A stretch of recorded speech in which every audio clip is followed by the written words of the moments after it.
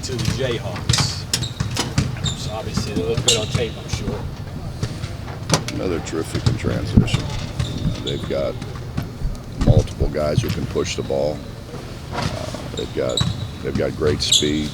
They're great finishers. I haven't seen anybody near as good in transition as they are. Just athleticism off the charts. Yeah, for the most part. I mean, they got great speed. I mean, they're running with people, and then all of a sudden they're laying it in, and those people are trying to catch them. They've got great transition speed. Looked at the tape from Saturday's game. What did you take out of it that maybe you didn't see after the game or think after the game?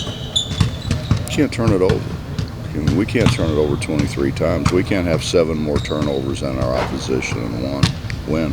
That's what we do. And we missed 2 layups and threw the ball dead to them for a layup down the stretch. You can't do that.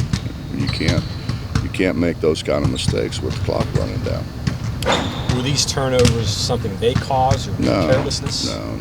It was almost like the ball slipped out of his hands, it looked like. But I don't know how it could slip out of his hands. But no, it just got in a hurry, and it's almost like he tried to get it back after he threw it. He knew it was a bad decision. Then we missed 2 layups. I mean, they were hard layups. They were contested, but they're layups that both of those guys had made earlier in the game. What does it say that you go in, you're on the road, you make 23 turnovers, you don't play a very good game and lose by 4 points? I mean, what's the message in there? Well, the message is we're pretty good. We haven't finished games for really a multitude of reasons. We haven't made free throws when we needed to make free throws. We lose 2 overtime games because we don't make free throws, and the other team does. And 2 of the 3 games, actually all 3 of those games, we turned the ball over as much or more than what our opposition did. And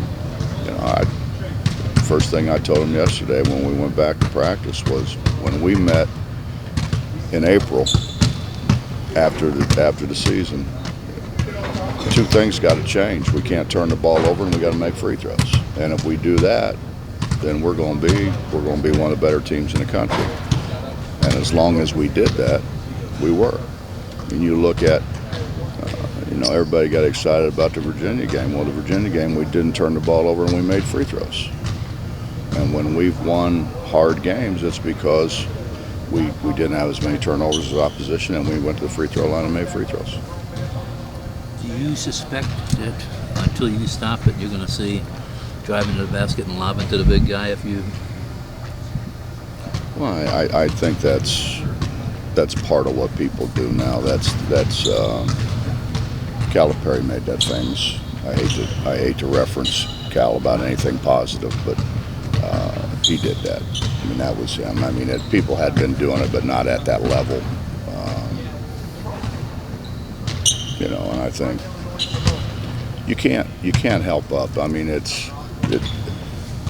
people started lobbing it, but before they just drew the guy and pitched it and they dunked it. I mean, it was still a dunk. It just wasn't. People get more excited, I think, when it's a lob, but you can't help up.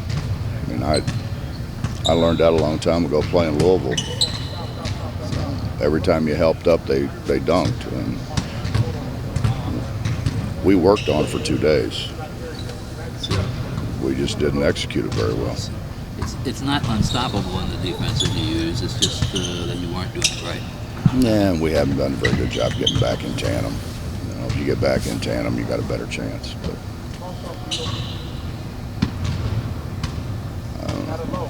we worked on it. It was.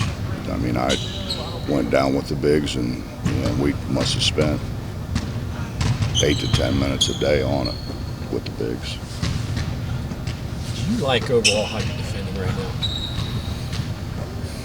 No, I don't think our ball pressure is very good. Our ball pressure isn't what it was. And I'm not sure. Maybe we're playing guys too many minutes. But then it's hard when you put a guy in, he gives a straight line drive to the basket for a layup. You know, that's hard. It's hard to keep him in the game. But I think we probably do. Our ball pressure, and we're not closing traps the way we were. Those are the two big things that stand out. Can you make tweaks schematically? Obviously, these things you're talking about personnel, I imagine more, but can you do some schematic things to help you guys out a little bit? We have. Okay.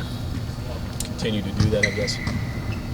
Well, John, if you know, anytime they have numbers and you can stand and look around, you're gonna find an open guy. That's part of it.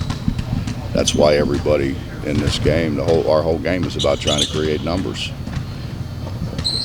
So what you try to do is not let them stand and look around. You don't give them looks. You know, you put them in an uncomfortable position where they're more worried about you than they are about where they're going to throw the ball. At the same time, though, I'm all for the cylinder. But I'm all for the cylinder being efficient on offense and defense. Yeah, I mean, I think that was the intent. Do you like how those guys are handling, going about their business right now, trying to work through these things? Are they responding the way you want them to? Yeah, I think so. I mean, I thought yesterday we were pretty good. They were into, what we're trying to do. But I mean, we go into the Kansas State game and we worked on trying to create better ball pressure and trying to close traps better. And we spent 15 minutes, 2 consecutive days trying to close traps, and we didn't do a very good job closing traps. But then again, if the cylinder isn't officiated offensively and defensively, it does put a huge onus on the defense. I mean, that's a fact. That's not a criticism, that's a fact. Coach, is there anything you're seeing out of Mason this year that maybe he didn't do last year? Is it just more of an opportunity now for him, or? I just think he's playing with more confidence. Yeah. Yeah, I think he's playing with just a huge amount of confidence. Before he was always surrounded by other options or more other options. Yeah. They got a bunch of options now, but I think him being the senior and him being, their leader, I think he's just playing with so much more confidence. And this is probably one of his more veteran teams he's had. There's a lot of familiarity with guys. Usually when you think of Kansas, you think a lot of one-and-done guys. They've got a lot of guys back that we've seen from him, big guy, and Mason, and they've had a few one-and-dones lately, but that I wouldn't characterize Kansas as being Kentucky. No, not quite that. They've had a bunch of guys that were the McDonald's All-American kind of guys that have stayed. Carlton Bragg was a McDonald's All-American. He's still there. Since I was at Kansas State, they've had McDonald's All-Americans who stayed. So I wouldn't put them in that category. They've always had veterans. I mean, you look at Landon Lucas. Landon Lucas is a 5-year guy. Landon Lucas is, in my mind, unquestionably the most valuable big guy in the league for what he does. Why is it? And because he defends the rim for them. They can take chances because he can defend the rim. When they need somebody to really rebound the ball, he'll get 18 rebounds. When he needs to score, he can score. When he doesn't need to score, he's very happy just rebounding the ball and outlet and watch those other guys run. I think he's the ultimate team guy, and really he's the most valuable guy on their team. Without Landon Lucas, they're not near as good. They're hard. Who do you take away? I mean, they have so many options of things that they can do. Where do you start when you start thinking about taking away offense from them? I think the old adage, you cut off the head, you kill the monster, is probably still apropos after watching a little bit of Steelers the other day. I think that's still apropos.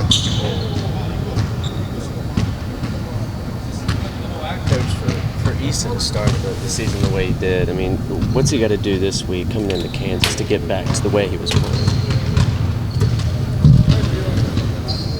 He's got to get back to doing things fundamentally the right way all the time.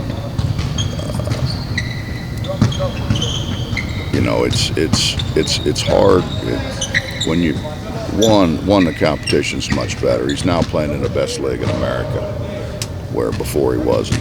We're playing non-league games, and I think some of the fundamental things maybe slipped a little bit that he's got to get back to doing. It's hard to play this game straight up and down, but actually it's impossible to play this game straight up and down. Offensively, he had open looks, the baseline shot, the open three, one-on-one in the post. It's an amazing thing that, you know, I've discovered over, you know, being in the gym since I could crawl. The more time you're in here working it, the better your shot looks. It's amazing how all that happens, and why we're not as consistent with that is I don't know why. I can't wager or guess. But I know, like in my own deal, I always came in, but when I shot it bad, I came in more. You know, yeah, so I think that's a huge part of it. On the trapping, is there a timidness there, or is it just sort of being stuck in between of whether to come and stay? There's a timidness there.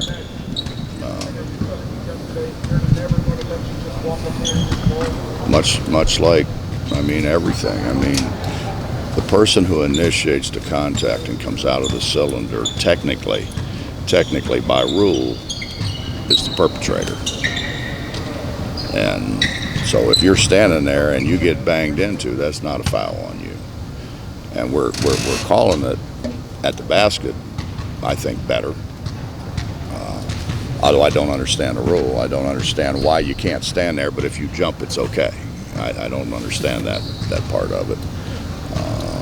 I mean, I know the idea is that, well, you shouldn't penalize a guy for blocking a shot, but you can't tell me they're trying to block shots now the way it's being officiated. So I think we've got a little work to do in that area. I'm all for the cylinder, but I'm all for the cylinder being officiated equally, offensively and defensively.